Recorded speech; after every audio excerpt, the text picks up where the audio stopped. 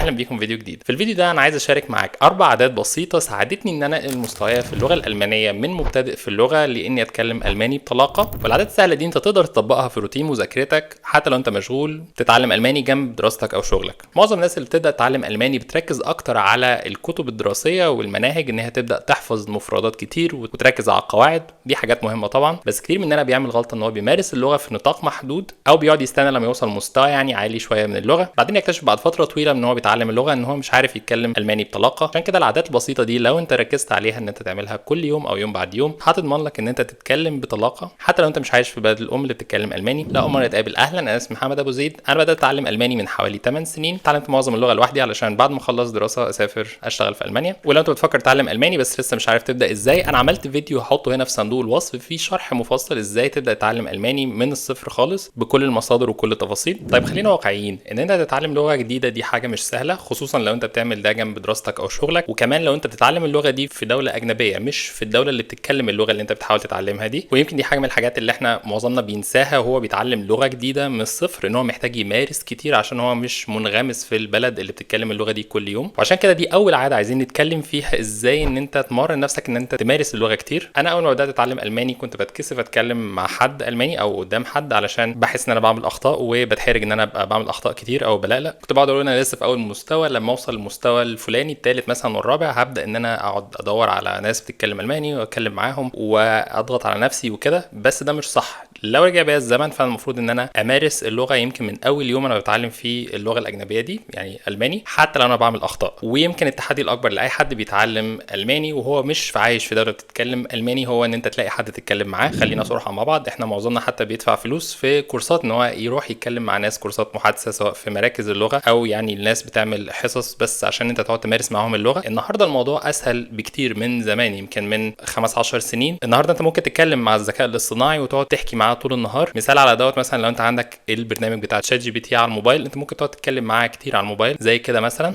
هاي تشات جي بي تي, wie geht's? Hallo, mir geht's gut, danke. Und dir? Wie geht's dir? Auch ganz gut. Ich möchte mit dir so ein bisschen auf Deutsch reden. Das klingt super. Worüber möchtest du sprechen? Wir können gerne über den Alltag sprechen zum Beispiel. Ich lerne ja Deutsch im Niveau A2 und ich möchte üben mit dir. Natürlich, das machen wir gerne. Erzähl mir doch ein bisschen von deinem Alltag. Was machst du so in deiner Freizeit? Also in meiner Freizeit drehe ich gerne YouTube-Videos. Das mache ich eigentlich gerade jetzt in meinem Wohnzimmer. Und ich schaue auch Filme.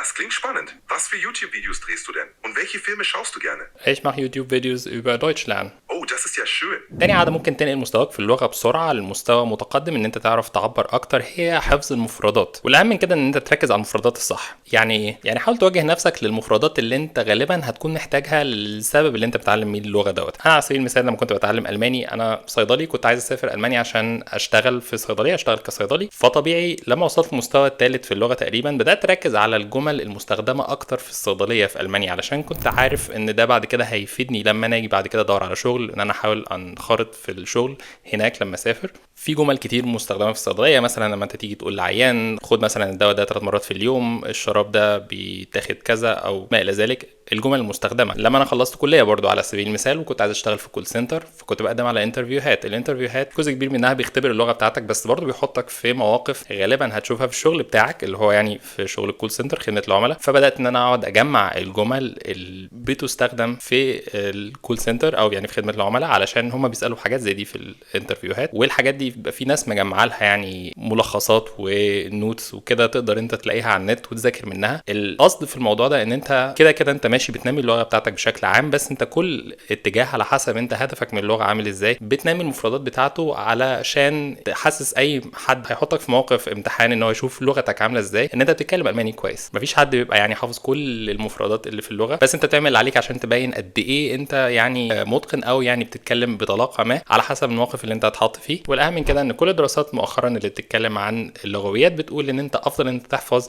المصطلحات في شكل جمل ومش مفردات بس لوحدها. ده يخليك تفتكر الجمله دي او يعني المصطلح ده احسن لما تيجي تتحط في موقف عايز تستخدمه. على سبيل المثال يعني لو في مصطلح معين، تفاحه مثلا، احمد اكل تفاحه، فانت احسن ان انت تحفظ جمله ان احمد اكل تفاحه من ان انت تحفظ يعني تفاحه بس لوحدها. وانا كنت بستخدم تطبيق اسمه انكي، ده تطبيق حفظ المفردات. التطبيق ده ممتاز ان انت تستخدمه في اللغه، سواء انت تعمل كروت تعليميه ان يبقى مثلا على الوش مصطلح بالالماني وعلى الظهر الترجمه بتاعته، سواء انت بتعمل الكروت بنفسك او ان انت بتستخدم برضو مثلا الذكاء الاصطناعي تشات جي بي تي او كروت تعليميه تانية كان ناس تانية عاملاها، وتبدا انت تحطها على الابلكيشن وتستخدمها على الموبايل او الكمبيوتر. انا عملت فيديو قبل كده بيشرح ازاي ان انت تستخدم الذكاء الاصطناعي او تشات جي بي تي ان هو يعمل لك كروت تعليميه كتير، مفردات لغويه كتير مثلا في الحاله دي، وانت تبدا تذاكرها على طول بدل ما تقعد تضيع وقت ان انت تعمل الفلاش كاردز او كروت تعليميه دي بنفسك واحده بواحده وبعد كده تبدا تستخدمها في انجي. هحطه هنا في صندوق الوصف. ثالث حاجه عايزين نتكلم عنها هي الكتابه بالالماني. انا عارف ان دي حاجه صعبه خصوصا لو انت لسه بتتعلم اللغه في الاول، ان انت تبدا تكتب يعني جمل او تكتب كل يوم حاجه من دماغك من غير ما تكون بتحفظها، بس الحاجه دي مهمه جدا ان هي تفرق معاك انها تنقل مستواك من حد مبتدئ لحد بيتكلم الماني كويس،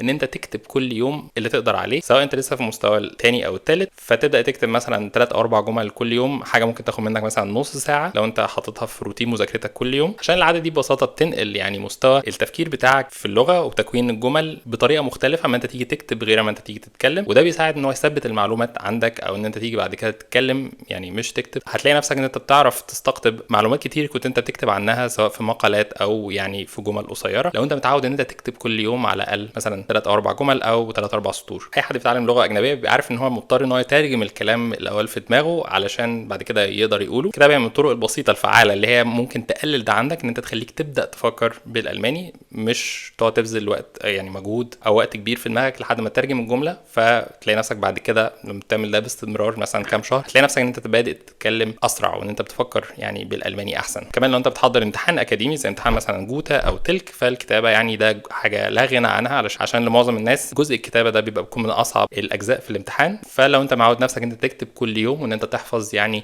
استنباط اللي انت تقدر تحطها في الجمل المقاليه كل يوم، هتلاقي نفسك ان انت تحضر لجزء الكتابه في الامتحان ده اسهل كتير وان انت تجيب فيه درجه عاليه لو انت بتحضر يعني الامتحان. وده جبنا الرابع حاجه ويمكن اهم عاده ممكن انت تعملها علشان تخلي نفسك انت تتكلم كتير، ان انت تسمع كتير. مفيش حد بيتكلم لغه بطلاقه الا ما يكون برضو بيسمع اللغه دي كتير. زي كده لما الكتاب بيقولوا على الكتابه يعني الكاتب الجيد هو قارئ برضو جيد، علشان هو بيقرا كتير وبياخد معلومات كتير بيستقطبها من اللي بيقراه، علشان بعد كده بيجيله الافكار ان هو يكتب برضو كتير. نفس الوضع في تعلم اللغه، لو انت بتسمع كتير جدا هتلاقي ان انت عندك حصيله لغويه بتحفظها او يعني بتعرفها وانت دايما بتسمع، ان انت تبدا ان انت تتكلم بطلاقه، مش بس ان انت تقعد تذاكر يعني وتحفظ مفردات. انا شايف الموضوع انت تمارس اللغه بالسماع ده اسهل كتير من الاول، ان انت تسمع حاجات يعني انت بتحبها مش بس موجهه لتعلم اللغه اللي هي ناس بتتكلم بالراحه ومش بالضروره تكون مسليه. انت تستخدم مثلا نتفليكس، لو انت عندك اشتراك نتفليكس فانت هتلاقي فيه حاجات كتير جدا باللغه الالمانيه، سواء هي اصلا انتاج الماني او مدبلجه اللغه الالمانيه. المسلسلات بتبقى ابطا من الافلام، فانت ممكن تلاقي اي حاجه انت بتكون حابب تتفرج عليها او يكون بتضيع وقت فيها يعني على سبيل الترفيه وتحاول تتفرج عليها بالالماني، او تدور على حاجات هي اوريدي يعني انتاج الماني وتكون مثلا اخده تقييم عالي، حاجه ممكن تكون ظريفه بالنسبه لك زي وثائقي او غيره، منها انها تديك فكره عن البلد اللي انت بتفكر مثلا ان انت تسافر لها او تعرف عنها اكتر، وفي نفس الوقت انت تقوي بيها اللغه. ممكن تستخدم الاثنين دول ان انت تسمع بس علشان يعني تمرن ودنك، مش لازم تركز في كل حاجه، ده السماع يعني اللي هو الباسيف، او يعني ان انت مش بتبذل مجهود بشكل فعال ان انت تفهم 60 70%